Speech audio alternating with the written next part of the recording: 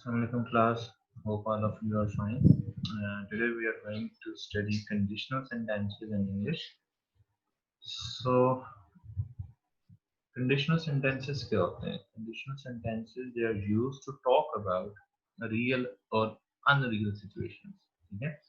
इसमें हम real situations या unreal hypothetical situations या इस तरह के situations जो अब होना possible नहीं है, ठीक है, जो इम्पॉसिबल है उनके बारे में पढ़ते हैं।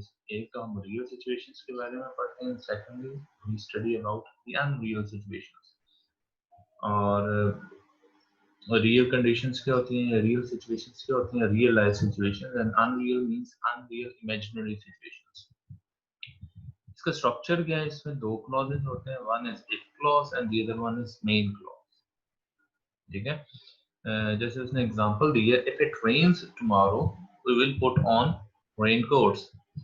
इसमें देखो इफ क्लॉज है और दूसरा मेन क्लॉज है। इफ क्लॉज वो होता है जिसमें कोई ना कोई कंडीशन दी जाती है, सही है, कोई ना कोई शर्त रख दी जाती है, कोई ना कोई कंडीशन दी जाती है। और दूसरा जो मेन क्लॉज होता है उसमें मेन क्लॉज होता है और उसमें वो उस कंडीशन के बारे में बताया जाता है whether it can be fulfilled or not।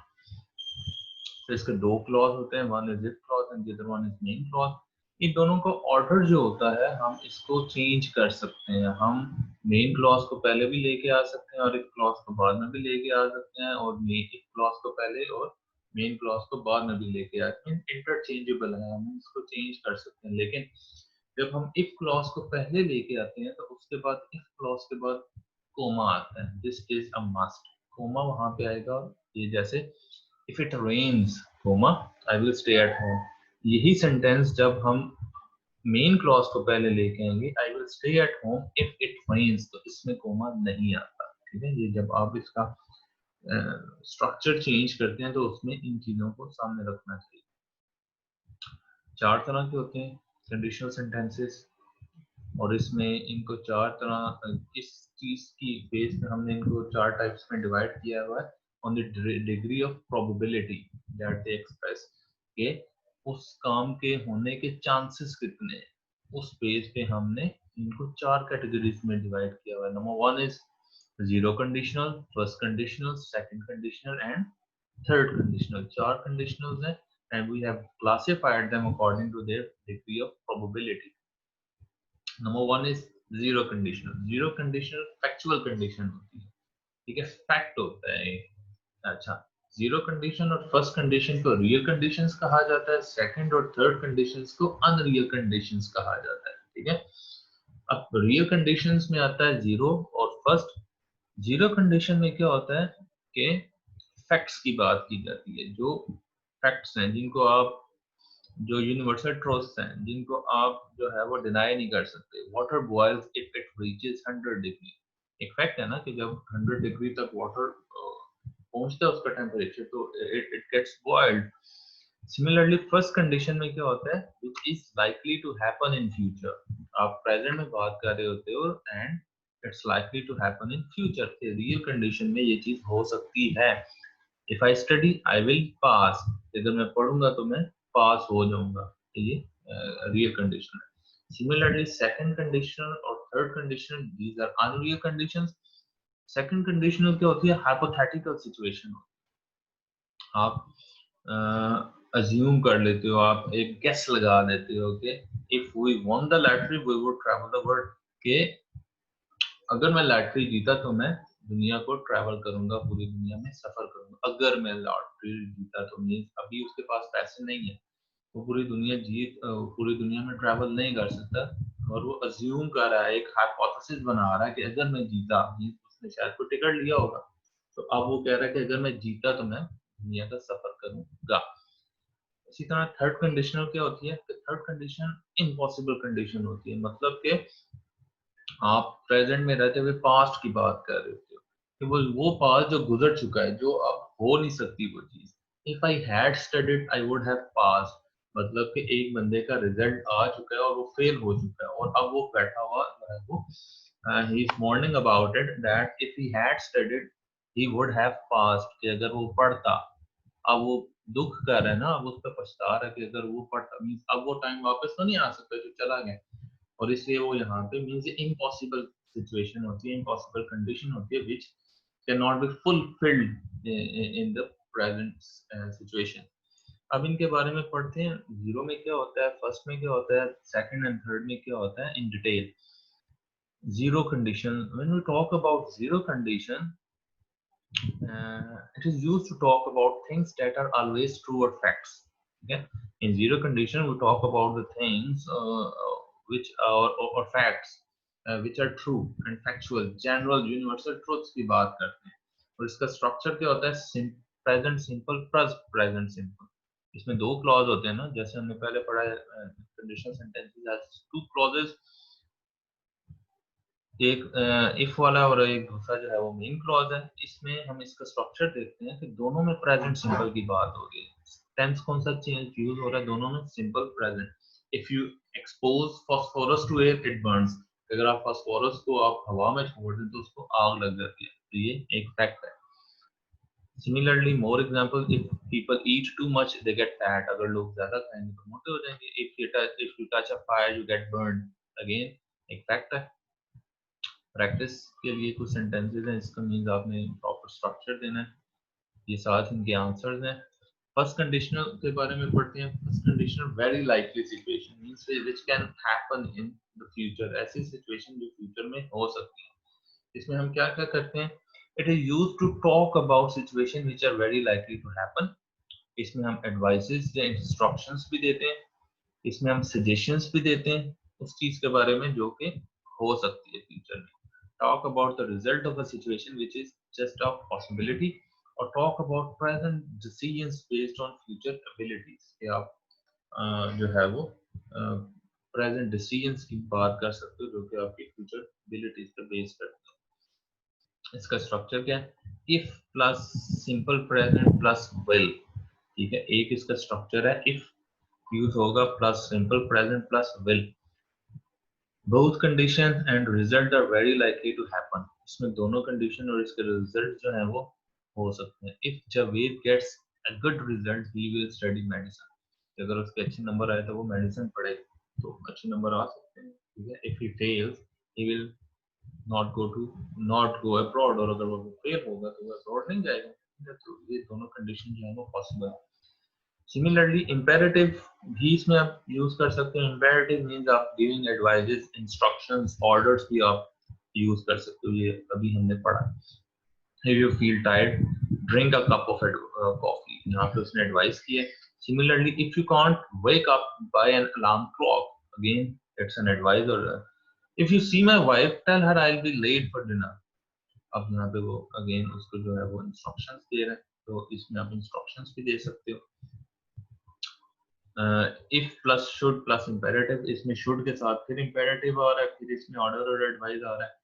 In this way, we can suggest that something is unlikely to happen or is not particularly probable, एक ऐसी चीज जो नहीं हो सकती, जो पॉसिबल नहीं है फ्यूचर में।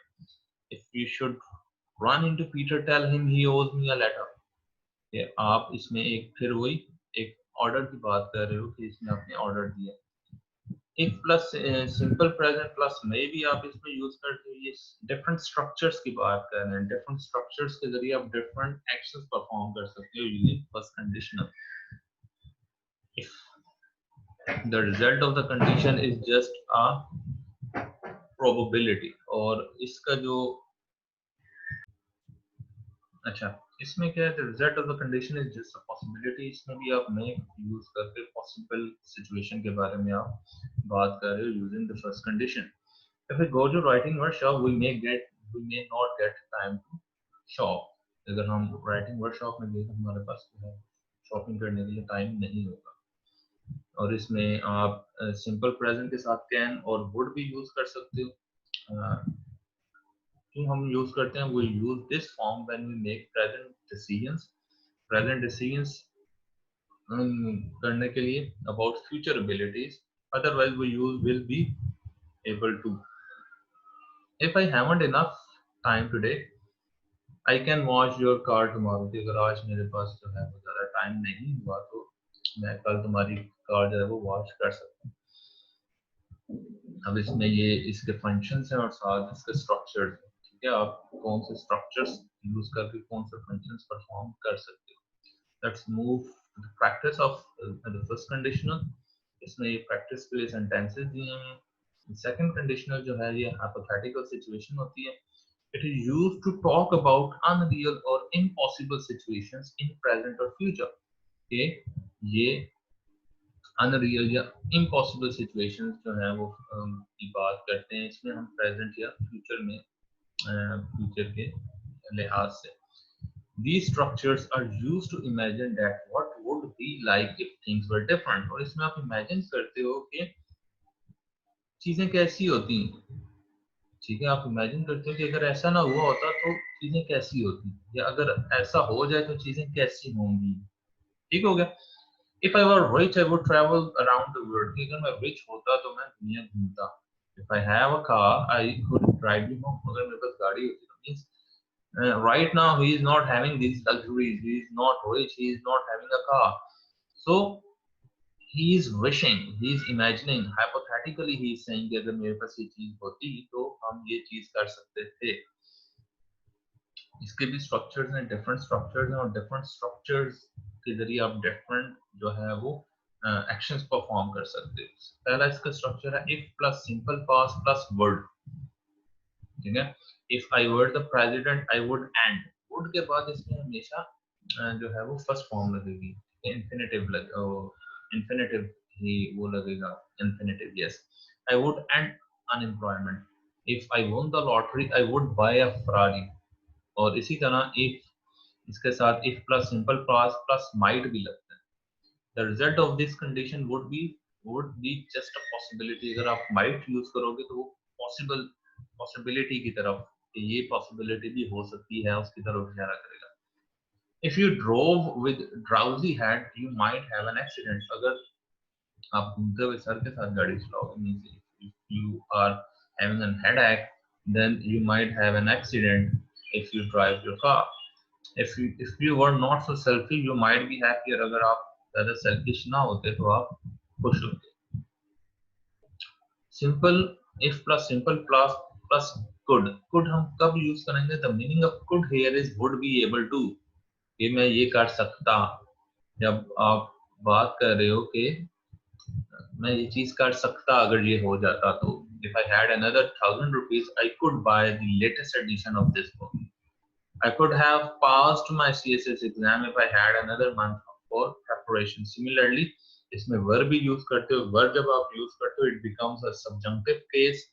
I के साथ usually was use होता है, लेकिन subjunctive case में हम जब wish कर रहे होते हैं past में तो हम were use करते हैं. This makes a future possibility sound less probable. If world war were to break out, I would immigrate to Mars. Okay? अगर वर्ल्ड वॉर हो पड़ती है तो मैं मार्स चला जाऊंगा. इसमें भी ये पॉसिबिलिटीज है और उसके साथ उसके फंक्शंस बताए हुए हैं कि अगर ये वाली आप स्ट्रक्चर्स यूज करोगे तो उसके साथ ये फंक्शंस आप परफॉर्म कर सकते हो. Again practice exercise answers. Third conditional की हम यहाँ पे बात करते हैं. It is used to talk about conditions which did not happen in the past. ऐसी कंडीशंस की बात कर रहे हैं जो पास्ट में नहीं हुई, and so the result did not happen earlier. It is used for speculating about past events. उन इवेंट्स की यहाँ पे हम बात करते हैं जो पास्ट में नहीं हुए. ठीक है, आप प्रेजेंट में रहते हुए उन चीजों की बात कर रहे हो जो पास्ट में नहीं हुई और जो आप नहीं हो सकती, जिनके चांसेस नहीं है. If you hadn't been lazy, you would have been on time for the audition. It means he's talking about a person who could not attend his audition. Why? Because he was lazy. ठीक है, और अब वो उसको attend ही नहीं कर सकता क्योंकि ऑडिशन का तो टाइम खत्म हो चुका है. If he had come earlier, he could have had a free lunch. अब उसे लंच नहीं मिल सकता क्योंकि वो लेट आया. अगर वो जल्दी आता, अब वो प्रेजेंट में रहते हुए बात करें पास्ट में, कि वो कंडीशन तो फुलफिल हो ही नहीं सकती. But he is talking about that अगर वो जल्दी आता तो उसे फ्री लंच मिल जाता, लेकिन अब उसको नहीं मिल सकता. इसके भी डिफरेंट स्ट्रक्चर्स हैं. If plus past perfect plus perfect conditional हम इसमें यूज करते हैं. If he had studied he would have passed. इसमें वुड हैव के बाद जो है वो थर्ड फॉर्म ऑफ वर्ब लगती है. if he had studied he would have passed, अगर वो पढ़ता तो वो पास हो जाता. if plus past perfect plus might have भी इसमें हम यूज कर सकते हैं, ठीक है. if plus past perfect plus could have भी हम यूज कर सकते हैं. ये could have might have ये पीछे हमने पढ़े हैं इनके क्या यूजेस हैं. इसमें भी ये पॉसिबल सेंटेंस स्ट्रक्चर और उसके बाद उसके फंक्शंस यहाँ पे बताए गए. Again, here are three sentences you can practice about third conditional sentences based on information provided in the given sentences. ये भी practice sentences हैं.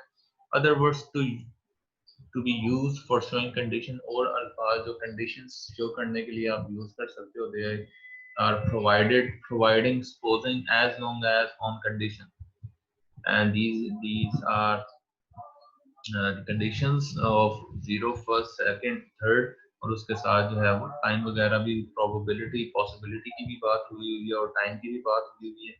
एक पूरा टेबल है जो इस चीज को शो कर रहा है. So good luck with the conditionals. I hope आपको ये चीजें जो है वो क्लियर हो चुकी होंगी. साथ इसके प्रैक्टिस से अच्छे तरीके से आप कंडीशनल्स को समझ सकोगे. And best of luck for your exercises, and we will meet inshallah in the next class. Till then, take care. Allah Hafiz.